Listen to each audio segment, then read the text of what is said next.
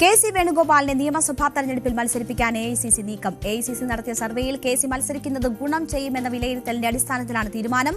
തട്ടകമായ ആലപ്പുഴ മണ്ഡലമാണ് പരിഗണനയിലുള്ളത്. ആലപ്പുഴയിൽ മത്സരിക്കാൻ കെ.സി. വേണുഗോപാലിന് വിയോജിപ്പില്ല എന്നതാണ് സൂചന. ന്യൂസ് 18 എക്സ്ക്ലൂസീവ് വാർത്തയാണ്. ശരണ്യ സ്നേഹജന്റെ റിപ്പോർട്ട് കാണാം. കോൺഗ്രസിന്റെ സ്ഥാനാർത്ഥി നിർണയ ചർച്ചകൾ പുരോഗമിക്കുകയാണ്. ഡൽഹി കേന്ദ്രീകരിച്ചുള്ള പുതിയ വിവരങ്ങൾ ലഭ്യമായിട്ടുള്ളത്.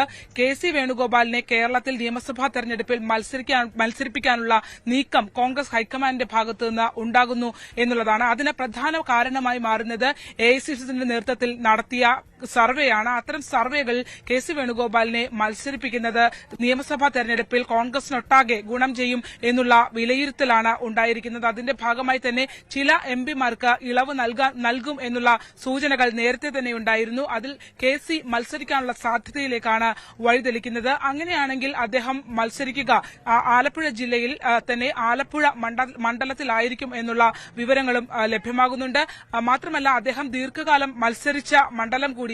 1996 മുതൽ കെ.സി. വേണുഗോപാൽ ആലപ്പുഴ മണ്ഡലം കേന്ദ്രീകരിച്ച് നിയമസഭയിൽ 3 തവണ എത്തിയിരുന്നു. ഇപ്പോൾ നിലവിൽ ആലപ്പുഴ എംപി കൂടിയാണ് അദ്ദേഹം.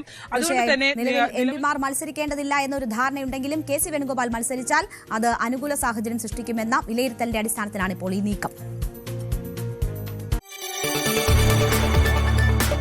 കൂടുതൽ വാർത്തകൾക്ക് news 18 Keralam YouTube channel subscribe ചെയ്യുക.